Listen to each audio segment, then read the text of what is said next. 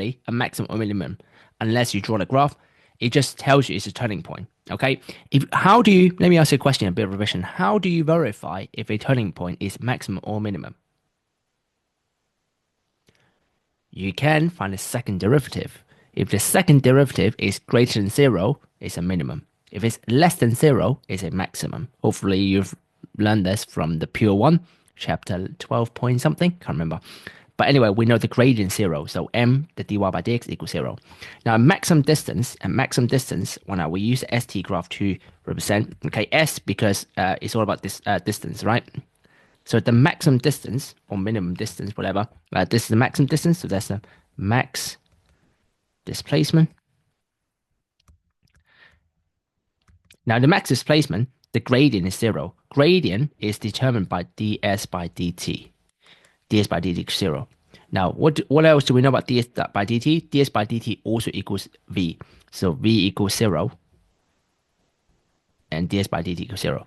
Now, actually, you'll remember this from the Suva equation where when you throw a pebble up or throw a stone up as it drops, when we talk about greatest height, remember at the greatest height, the velocity is zero. Same thing, because at the turning point, the velocity is zero. That's why ds by dt equals zero. Hopefully, it links all the pieces together. So we know, again, I'll say again, in the maximum displacement, the gradient is zero. Gradient is presented by ds by dt. So ds by dt equals zero. But you've also learned ds by dt actually equals v, and v equals zero. And that's why, at the greatest height, the velocity is zero. Okay, so ds by. Now, next one. At the maximum minimum velocity, we use a vt graph to represent the vt graph. Okay, vt graph. Let's say we have, I don't know, we just draw a graph of, let's say, this and this. Okay, so this is the max velocity. This is the min velocity. They do have the same thing, which is the dv by dt equals zero. And also, dv by dt also equals a, so a equals zero. So these are two things that you have to know. All right, so at maximum or minimum velocity, dv by dt equals zero. At maximum distance, displacement, ds by dt equals zero. Okay, right. So, is there anything I have to say? Yeah, that's all I have to say. Right, example, a child is playing a yo-yo. The yo-yo travels vertically in a straight line that returns to the child's hand. The distance traveled by the yo-yo s meters is given by s equals 0.6t plus 0.4t squared minus 0.2t cubed, where t is between 0 and 3. Justify the restriction from 0 to 3. Okay, so why is it justified from 0 to 3? Now, what do we do? Quite a new question. Now, what we can look at is there must be something strange with the equation, right? So why don't we write s equals, let's start with the equation itself. Okay. Now, what about if we factorize a negative? Because we don't like t cubed at the end, so why don't we bring it in the front, make it positive? Okay. And you know what? I might actually factorize I can see all of them could be factorized with 0.2 t, so I'll put a 0.2 t out. Okay, so that becomes t squared minus 2t minus 3. Am I right? T squared minus 2t. Yep, plus 3, sorry. Is it plus 3? T squared minus 2t minus 3. Did I mess up something? I didn't mess up. I was looking at my notes. I messed up in my notes. Okay, nothing wrong. So now this one could be factorized using a calculator. So you put a calculator, you get t minus 3, t plus 1. So you can see where the 3 and 0 come from. Okay, so now when s equals 0, you will get t being 0, t being 3, or t being minus 1. But we know t cannot equal to minus 1, so reject that. Therefore, the restriction t is between 0 and 3. That's when it's valid. Now, graphically, you can explain this graphically as well. So you can sketch a graph, well, or you can, let me So or, okay, you can explain graphically. So or graphically. Now, hopefully you remember how to sketch a cubic graph. A cubic graph, we have the roots 0, 3, -1, -1, 0, and 3. Now, if you remember, with a negative cubic graph, mean we start from the top, there, and there. So -1, 0, and 3. Now, it explains because when t is 0 in this case, s is 0, that means where's the yo-yo? Think about the context of a question. The yo-yo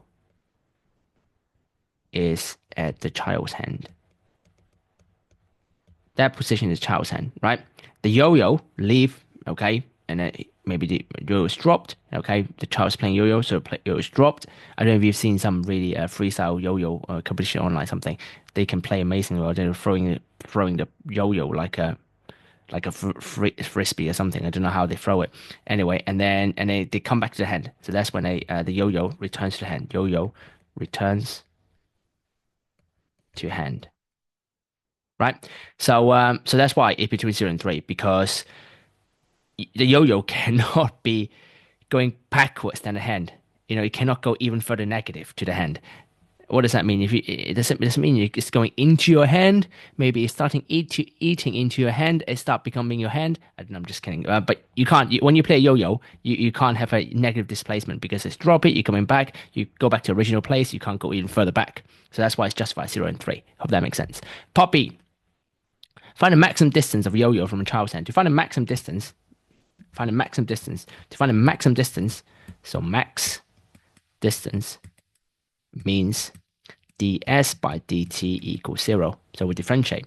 So ds by dt, so ds by dt equal differentiate the s equation on top, which is 0.6 plus 0.8t minus 0.6t squared, right? And then what you would do is I would put in a calculator and solve it.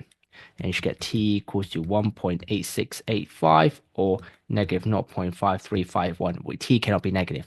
So t is 1.8685.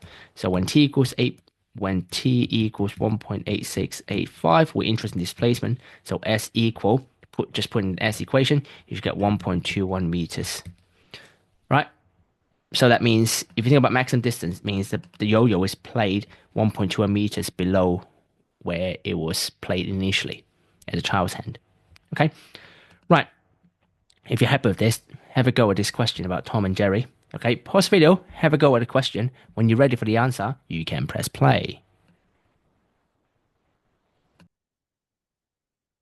Here is the answer for question 1. Okay, so we know maximum velocity means dv by dt equals 0. So therefore, when you solve the equation, you get 8 over 3. You know, you differentiate and make it equal 0. However, you must be careful in here. You have to cross out the value of 8 in here, and you have to accept 8 over 3. Because if you try to sketch a graph of t cube, we know t cube is a graph like this. Okay, am I right? Yep, t cube is a graph like this. That the maximum velocity went 8 over 3 and 8. Now, how do we know it's that way? Because it's a positive t cube graph. Positive t cube graph will have a shape like this. If it's a negative, it'll be the other way around. Then we'll take the higher value of t. But anyway, in here you can see that's a maximum velocity, that's a minimum velocity. That's why you have to reject 8. Once you reject 8, part B, to find the maximum velocity, you start in t equals 8 over 3, and you get 75.9. Right? So one more exam practice. Okay, pause the video, have a go at the question. When you're ready for the answer, you can press play.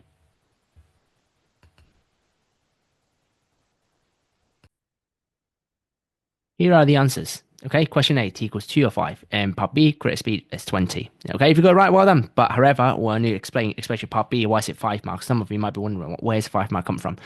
So anyway, so part A, to find instantaneous rest, instantaneously at rest means v equals 0. So we stop in 0 into v. So hopefully you do put in a calculator. Remember, any quadratic solved in A-level examiner's eye are nothing, are peanuts, are just dust. You know, by showing how to factorize, how to complete a square, how to use a quadratic formula is funny because you don't get any marks. So you put in a calculator. I was actually trying to factorize it. You should get t equals 2 or t equals 5. Simple as that. Okay. All right. So you might be wondering, why is it 3 marks if it's that simple? Because, you know, it's old paper. So, you know, right. So part B, find a greatest speed. Okay, greatest speed. So to find a greatest speed, okay, you get two ways to do this. Okay, the first way is to use the graph. Okay, the second way is to use differentiation. Okay, I'll show you the graph way first. To show the graph way, okay, we know this is a quadratic graph. Okay, when t is zero, so when t is zero, so when t is zero, if you substitute t is zero, you get v equals 20. That means we start with 20 in here. And then the quadratic graph goes like this, comes back up. Right, we do quadratic. So that's 2 and 5. Okay, that's when the speed is zero, velocity is zero, that's 2 and 5. That's how we know 2 and 5. Okay, so um yeah, so to use a graph, you can here then you can find a minimum point. So what I'm trying to say. So from 0 to 4. So we can't be using any part of this graph. Okay. So all we care is where's the minimum point. Okay. So where's the minimum here? So if we can find a minimum, then we know which is greatest speed. Remember, the speed does not care about direction. It could be positive, it could be negative. But what we care about is what's the actual value in here. So what we know in this from this graph is that the turning point is at the mean speed, the mean velocity at 2 plus 5 is 7. 7 divided by 2 is 3.5 using symmetry. So when t equals 3.5, we know that's the minimum. Okay, so at t equals 3.5, that's the minimum velocity. So minimum velocity at t equals 3.5, so v equals to 2 times 3.5 squared minus 14 times 3.5 plus 20. Now, for those who don't understand why t equals 3.5, because of the symmetry of the parabola. Okay, so plus 20. Put in a calculator. I believe you should get v equals to, is it negative 4.5? Let me just verify it. 2 times 3.5 squared minus 14 times 3.5 plus 20. It is indeed minus 4.5 meter per second. Therefore, the max speed is 20 meter per second, because from 0 to 4 you can't beat a higher number to 20. Now just for saying, if this v is negative 45, let's say negative 45, then the maximum speed will be 45. All right, we don't care about the direction, as I said about speed. Speed doesn't care about direction, positive, negative. It's just a number. But because the 4.5 is a lower number than 20, that's why the maximum speed is 20. It's not because it's a positive or negative thing. All right. What about a second thing, differentiation? Greatest speed differentiation means dv by dt equals 0. So we'll do that. So differentiate v. Let's differentiate v. What's v again? 2t squared. So we differentiate. We get 4t minus 14 equals 0. And then if you put in the calculator, 40, is it 40 minus 40? 40 minus 14, and then 14 divided by 4 is, again, it's 3.5, right? 3.5, yeah, 3.5. That's why 3.5. Yeah, when t equals 3.5, so you have to sub when t equals 3.5. Again, same thing, v equals to minus 4.5. So again, then it goes to here. So why is it 5 marks? Because you have to show, first you have to show find 20. Okay, you find 20, that's 1 mark. Second mark is you need to show the time. You can use differentiation in here, that's second mark to make it equal 0. Third mark is finding t equals 3.5. Fourth mark is find out v equals 4.5. And the fifth mark is 20. I know it sounds a bit, inflated. Yes, it is inflated. I don't think in nowadays exam I'll be given 5 marks, probably 3 marks maybe. Okay, so that's the end of the lesson.